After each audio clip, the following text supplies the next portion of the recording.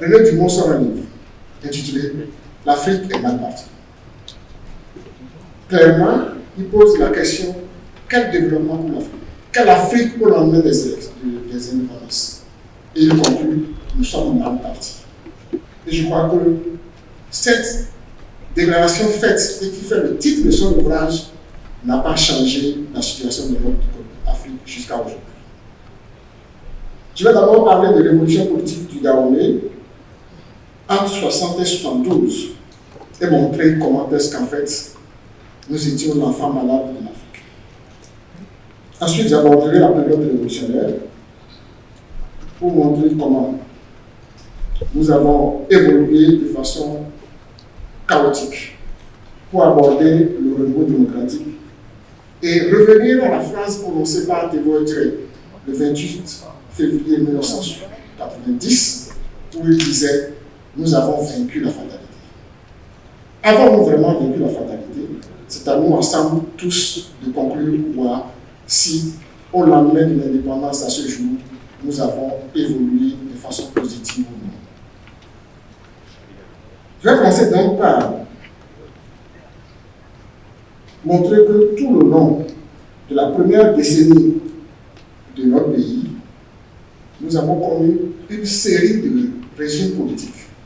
Nous avons d'abord eu, en 1960 jusqu'en 1963, le régime du PDU, Parti Dahomey de l'Unité, de Hubert Manga et Souroumiga Abiti, qui était un attelage bancal. Aucun d'entre eux ne s'entendait. Pour que jusqu'en 1963, Hubert Souroumiga Abiti, vice-président de la République, était en même temps ambassadeur du Dahomey en France. Est-ce que cela paraît normal? C'est un de nos vécus, ça.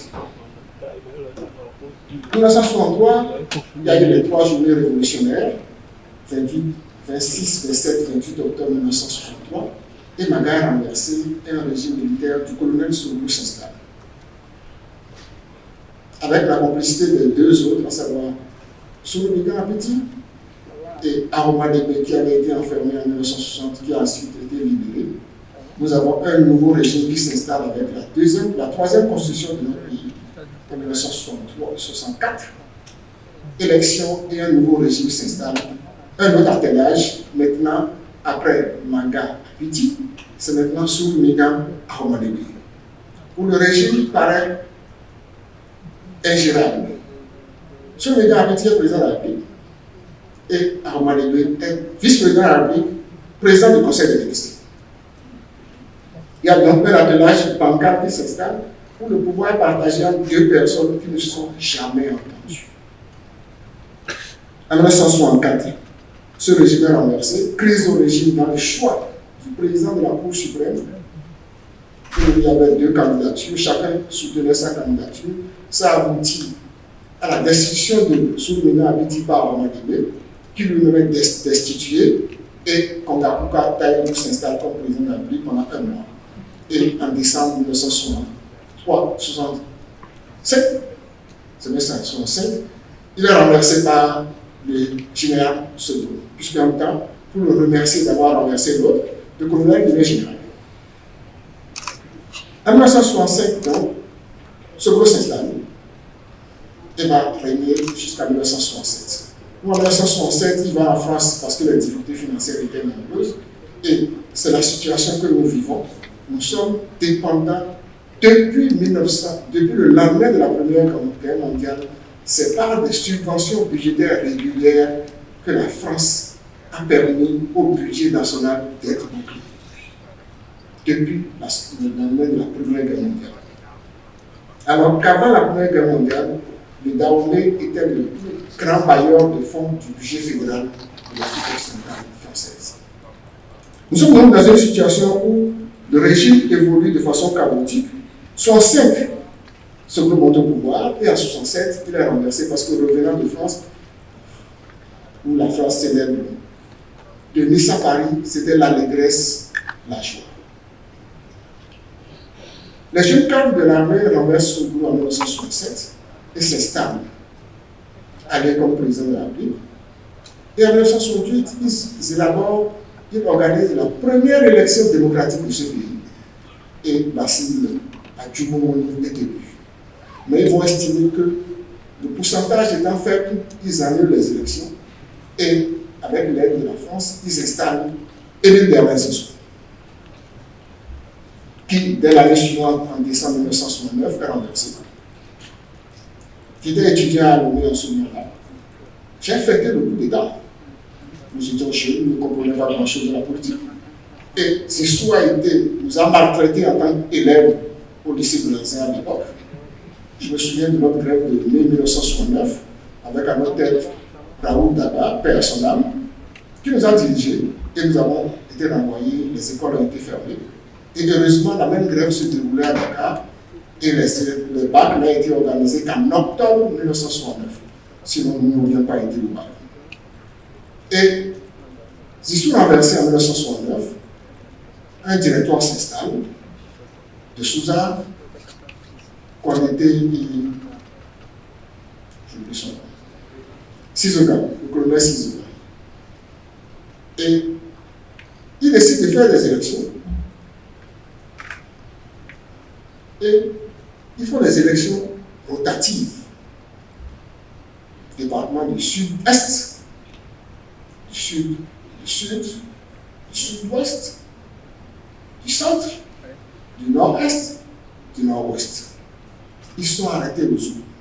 Ils n'ont pas été au nord-est. Parce que chaque leader tenait à gagner les élections dans sa région. Nous étions au bord de la guerre civile. Les militaires désarmés appellent les trois leaders avec Zissou pour leur dire de s'entendre. Ils n'y parviennent pas à la réunion qui s'est tenue à Salem en 1970. Zissou se retire et les trois autres, Maga, Sourou, Mida, Biti et Aromadibé, décident de créer le conseil présidentiel. Ce que nous avons appelé à l'époque le monstre à trois têtes. Ça a été le meilleur symbole de l'absence d'unité nationale dans notre pays. On a frôlé l'éclatement et l'explosion de notre pays. Mais certains voulaient créer l'Atabor, la République de l'Atabor, savoir Atabor. C'est ça la vie de notre pays. Dans un pays où nous avons des leaders politiques qui n'ont aucun sens du patriotisme. Chacun veut arriver au pouvoir s'y incruster. Puisque bien qu'ayant créé le conseil présidentiel où chacun des trois fera 2 ans, en 1972, la question était, va-t-il faire son tour ou va-t-il le céder à Maga pour qu'il continue? Et à la manœuvre, le représentant de la France à l'Afrique occidentale, Félix Houphouët-Boigny, était à la manœuvre pour convaincre Aromadébé de passer son tour. Ça montre bien que l'un était plus utile que l'autre. Ça montre bien que ce qui se décide dans notre pays, ce n'est pas nous qui le décidons, mais c'est l'extérieur qui le décide. Mais Aromadébé, sous la pression du chef de l'État, refuse et s'installe donc. Et aboutit au coup d'État du 26 octobre 1972. Mais avant d'en arriver là, voyons un peu la situation économique de notre pays à l'époque. Nous sortions du plan quadriennal 58-62, puisque au lendemain de la Seconde Guerre mondiale, la France met fin à la loi de l'autonomie financière qui disait en 1901 que chaque colonie devait, par ses propres ressources, l'impôt de capitation, financer la mise en valeur et non le développement du pays. Et en 1945, on décide de mettre fin à cette loi et grâce à une portion du plan Marshall pour la France, on crée le Fonds d'investissement et de développement économique et social pour assurer la mise en valeur des colonies françaises. Ce plan devait aller, le troisième plan quadriennal devait aller jusqu'en 1962. C'est pour vous dire combien la France était surprise après avoir créé la communauté franco-africaine et a été amenée à à faire proclamer l'indépendance de ces colonies pour ne pas perdre la main et reprendre la direction des affaires. En 1962, c'est seulement en 1962-63 que le Dahomey élabore son premier plan de développement. On a compté d'abord sur la France, et bien quand ce plan a été élaboré, la grande partie venait de la France et de la Banque mondiale. La logique de ce plan, c'est la spécialisation agricole de notre pays. Toujours dans la logique de 1945, où déjà à l'époque, on avait spécialisé la France, le Dahomey, en producteur du palmier à huile. Ce qui était l'une des causes fondamentales de la conquête du Dahomey en 1892, à savoir la spécialisation. Palmier à huile et lancement par la CFDT, Compagnie française de développement textile, de la production du coton. Et c'est ce que nous avons aujourd'hui. Après le palmier à huile, c'est le coton qui est notre principal produit agricole. Ce n'est pas nous qui avons décidé cette orientation. Nous avons suivi le vent. En 1945, pour assurer le développement de la palmeraie, on a créé le secteur de rénovation de la palmeraie. Et en 1962, ce secteur, dans le nouveau plan de développement de du Dahomey, je voulais dire la colonie du Dahomey, c'est devenu la SONADER, Société nationale pour le développement rural. Notre président Amoussou Poulo connaît bien cette histoire. Parce que, en fait, cette orientation n'aurait pas été faite. En 1920, en 1910, 1914, la palmeraie, les produits du palmier à huile, à savoir l'huile de palme et les amandes de palme, représentaient 20% de la valeur de toutes les exportations de l'Afrique occidentale française. En 1935-1939, elles ne représentaient que 8% des exportations de l'Afrique occidentale française. Et en 1955-56, année où le Dahomey, grâce au fonds FIDES, installe ses premières huileries, à savoir Avrancou, Bada, Hauzon et Boyikon. Les dérivés du palmier à huile, à savoir l'huile de palme et les amandes de palme, ne représentaient plus que 4,4% de toutes les exportations de l'Afrique occidentale française. C'est donc sur un produit qui est en recul que nous fondons le développement de notre pays au lendemain des indépendances. Nous n'avions aucune chance d'aboutir à un véritable développement. Et c'est ce que je voulais rappeler avant de poursuivre sur la question du franc CFA. Le franc CFA, franc des colonies françaises d'Afrique, a été créé en décembre 1945 par la France. Dans le même décret qui crée le franc CFA, franc des colonies françaises d'Afrique, on a divisé tout l'empire colonial en zones monétaires. La première zone monétaire comprenait l'Afrique du Nord et les colonies des Antilles, à savoir la Guyane, la Guadeloupe et la Martinique. La deuxième zone, qui est notre zone, comprenait l'AOF, l'AF, le Cameroun, Madagascar et l'île de la Réunion. La troisième zone, c'est le confetti d'îles du Pacifique que la France possédait, qui lui va s'appeler franc des colonies françaises du Pacifique. Est-ce que nous, c'est franc des colonies françaises d'Afrique. En 1948, première dévaluation, le franc CFA de notre zone avait une valeur de 1,70 francs français. Tandis que pour le Pacifique, une valeur de 2,40 francs français. En 1948, première dévaluation, la parité du franc CFA descend et devient 2 francs français. En 1958, De Gaulle crée le nouveau franc français. Et donc, nous avons pour un nouveau franc français 50 francs CFA. La courbe s'est inversée donc. Nous devenons indépendants en 1960 et donc on crée la communauté franco-africaine et on crée à partir de là la Banque centrale des États d'Afrique occidentale. Et le franc CFA, franc des colonies françaises d'Afrique, devient franc de la communauté financière, donc de la franc de la communauté franco-africaine. Et le 12 mai 1962, on crée l'Union monétaire ouest-africaine. 10 ans plus tard, cela devient franc de la communauté financière africaine. Donc nous avons eu 3 dénominations. Franc des colonies françaises d'Afrique, franc de la communauté franco-africaine et franc de la communauté financière africaine. On garde le sigle qui donne l'illusion qu'on a changé d'elle, que l'appellation va entraîner un changement des réalités. Mais la réalité est toujours la même, c'est la France qui est au commande. C'est donc l'essentiel de ce que nous avons comme situation de dépendance de notre pays.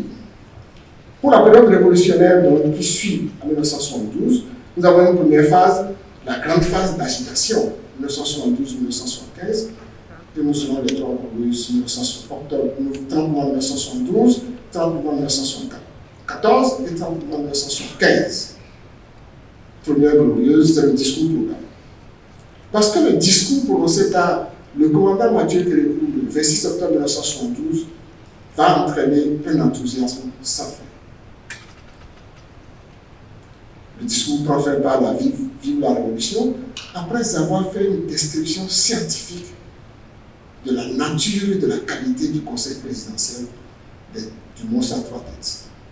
Tout ce qu'il a développé, le 23 février 1990, le syndicat national de l'enseignement supérieur va reprendre ce discours et le distribuer au stade de l'amitié aux membres des différentes commissions et leur rappeler le discours que Mathieu Kérékou avait tenu en 1972, remplacer le conseil présidentiel par PRPB, vous savez, les mêmes réalités. Cela a provoqué le débat à leur sein pour aboutir à leur retour au PLM pour continuer le débat. Si ils seraient continuer normalement pour aboutir à ce que nous n'avions pas eu. En 1972, donc, il y avait un enthousiasme populaire réel qui va conduire les différentes organisations de jeunesse, les différents partis politiques qui vont naître, à élaborer un programme national d'indépendance plus le PNUD. Et donc, le GMR va exploiter le contenu pour donner le discours programme. Et qui va conduire les organisations de jeunesse à s'imbriquer dans cette attitude-là, bien que dénonçant l'État militaire.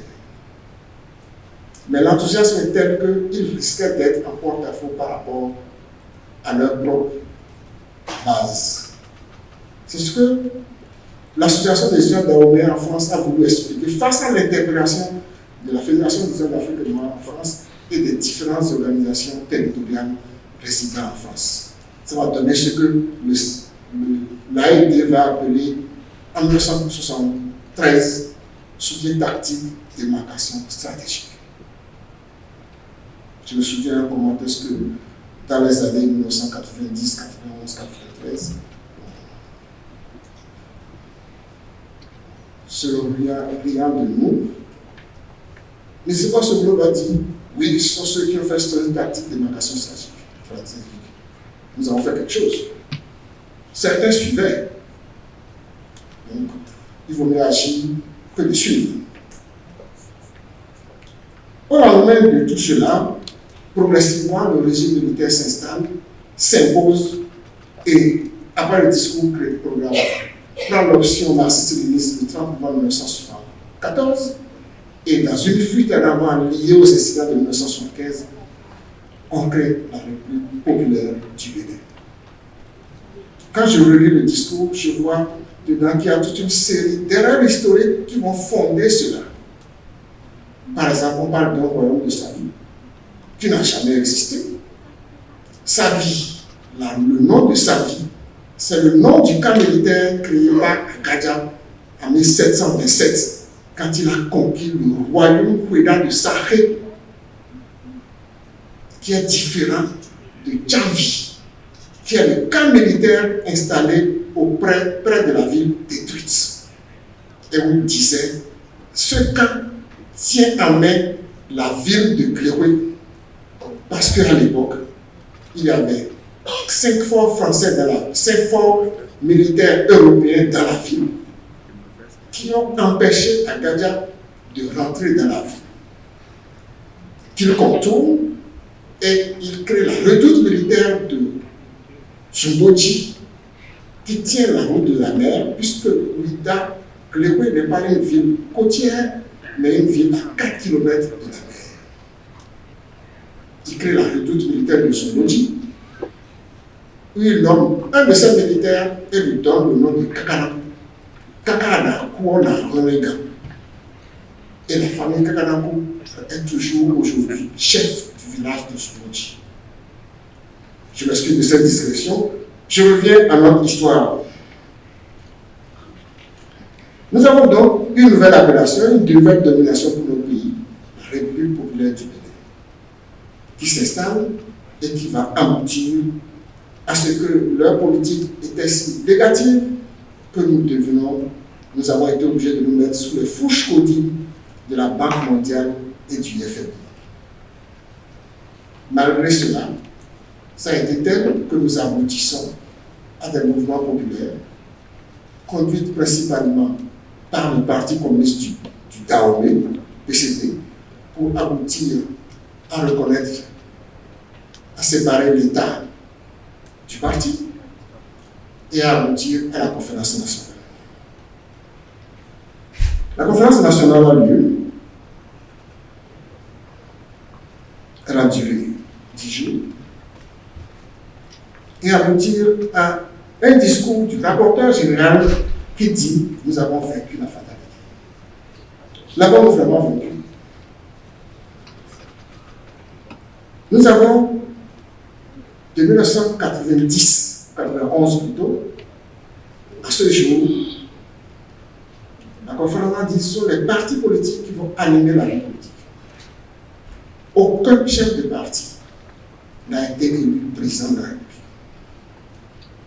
Alors, est-ce que vraiment nous sommes dans la logique de nos vœux de 1990 où nous disons, nous prenons des règles précises pour diriger et gérer ce pays? Sur les coalitions, même pour les députés, pour l'élection des députés, sont des coalitions de partis politiques régionaux, parfois de communes, qui se mettent ensemble pour déposer leur liste. C'est pourquoi la réforme du système partisan dit pas de coalition de liste de partis. Vous y allez, vous montrez votre capacité, ou vous n'y allez pas. Parce que dans ce cadre-là, parfois une coalition comprend 5 à 10 partis politiques, régionaux, ethnocentristes. Je suis le représentant de ma région. C'est ce que va appeler le leadership régional, local, qui se regroupe pour élire des gens. Ça ne peut pas nous faire avancer. La preuve. Chaque gouvernement doit négocier pied à pied avec les députés le vote des lois. Et l'argent circule.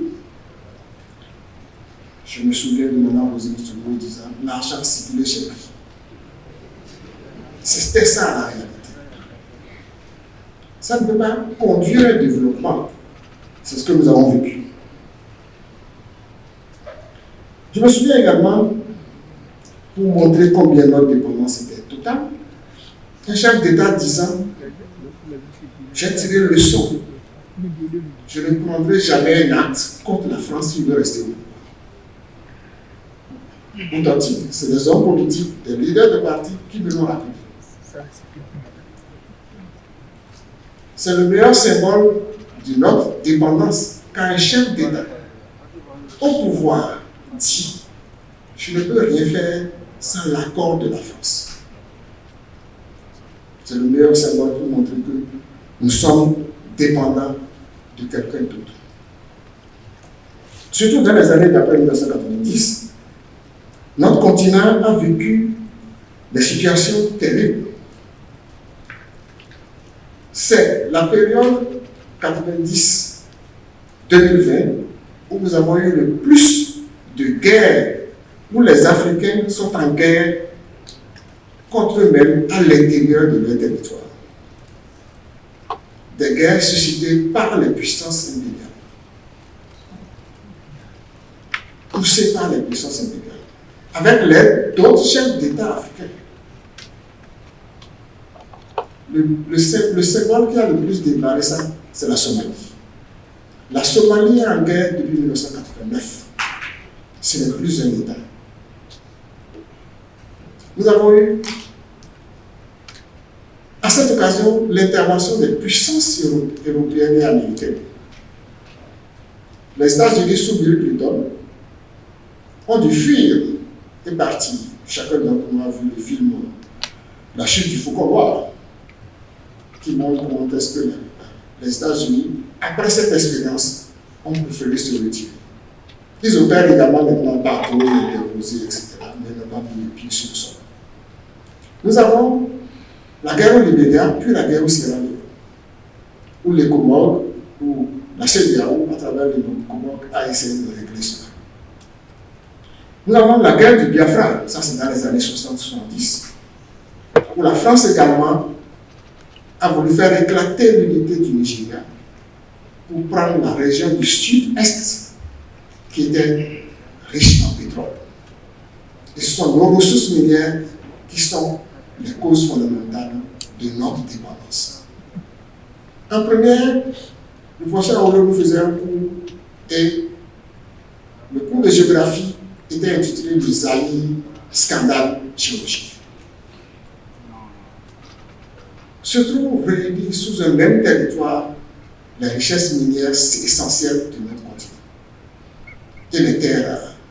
Il n'y avait que la Guinée de Conakry était dans la même situation, ce qui a expliqué l'exaspération de Gaulle en 1958.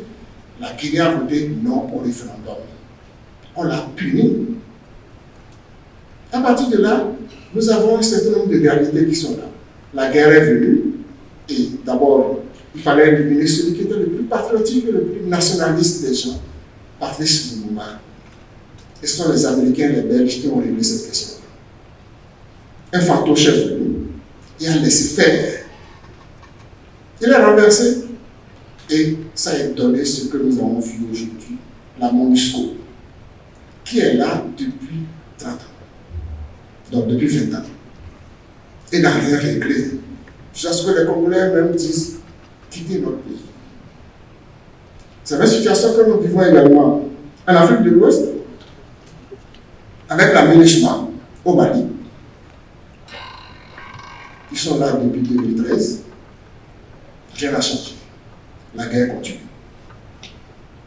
La MINUSCA en Centrafrique, où nous voyons en exercice les luttes entre les puissances impériales, Russie et France représentant le monde occidental, à la manœuvre avec tout ce que nous vivons. Nous avons également le G5 l'ONUCI en Côte d'Ivoire. Nous assistons aujourd'hui à un semblant de réconciliation. Mais on verra les choses. Personne ne peut dire ce qui va en sortir. Nous avons la preuve du fait que c'est la France qui décide dans les pays francophones, le fait que nous sommes les seuls pays à ne pas disposer d'une monnaie. Tous les autres États du continent ont leur monnaie. Nous ne nous assirons pas aux réunions monétaires de la Banque mondiale et du FMI. C'est la France qui nous y représente. C'est le meilleur symbole de notre absence de souveraineté et d'indépendance. Nous ne sommes pas là. Nous ne venons pas autour de la table pour discuter de notre monnaie. Tous les autres États du continent africain ont leur propre monnaie. ont leur propre banque d'émission. Nous, on n'en a pas. La BCEAO joue le rôle de semblant, mais c'est faux, nous le savons tous. Nous le savons tous. Et, Idriss Déby est assassiné dans des conditions obscures. La France décide que son fils va le remplacer. Hors de toute logique. Il descend pour les obsèques, mais Idriss Déby, il la double comme président de la République. Et pourtant, c'est un coup d'État militaire. On a refusé qu'il n'y ait plus de coup d'État. Ce comportement n'a pas été le même avec le Mali une première fois l'année passée et une seconde fois cette année, où toute ignominie dehors, avec le soutien de nos chefs d'État, on décide de sanctionner le Mali pour un coup d'État, alors qu'on a adoubé un autre coup d'État. Ça montre comment est-ce que ce sont les intérêts de la France et des puissances impériales qui guident la prise de décisions dans nos pays, et qui montrent que nous n'avons pas vaincu la fatalité. Et je le dis honnêtement, dans notre pays, nous n'avons pas vaincu la fatalité. Nous faisons des élections, comme l'a dit le Mitterrand à Naples, organiser des élections de façon régulière. Ça veut dire que vous êtes un pays démocratique. Mais nos élections, nous savons comment cela se passe. Toutes, tout le double langage mis de côté, nous voyons très bien que dans nos élections, c'est méfique mi raisin. Méfique mi raisin. On s'en accommode, on finit par s'y faire. Je me souviens que pour les premières élections présidentielles, dans le cours du dépouillement à Saint-Rita, l'électricité a été coupée. Ça a duré 2 à 3 heures, puis ça a été rétabli. C'est ça qui a fondé le refus de Mathieu Kérékou d'accepter les élections. Il était en tête jusqu'au résultat de la ville de Cotonou. Après le résultat de la ville de Cotonou, le mouvement a changé et Sogolo a gagné. Il a estimé qu'il n'avait pas perdu les élections. Il a su plus. Personne ne pensait que Kérékou allait avoir tant de voix, mais il l'a eu. Ensuite, 1996, cette fois le balancier était dans le sens. Et c'est celui qui a perdu, qui estime qu'il y a du trucage. Ce qui montre que nous avons donc des situations particulières. Pour éviter cela, en 1995, nous avons mis en place la Sénat. La première Sénat a été crédible. Tout le reste, les Sénats installés, sont des institutions politiques. Elles ne sont pas neutres. Nous pouvons nous le dire. J'estime quant à moi qu'elles ne sont pas neutres. C'est à vous de voir, c'est vous qui décidez si nous avons vaincu la fatalité ou non. Mais de mon point de vue, nous n'avons pas vaincu la fatalité. Nous sommes toujours un pays dépendant, principalement de la France, qui décide pour nous. Tous les gros marchés dans notre pays, depuis 1960, sont gagnés par les sociétés françaises. Nous n'avons donc pas vaincu la fatalité. C'est l'essentiel de ce que je voulais vous dire. Je vous remercie.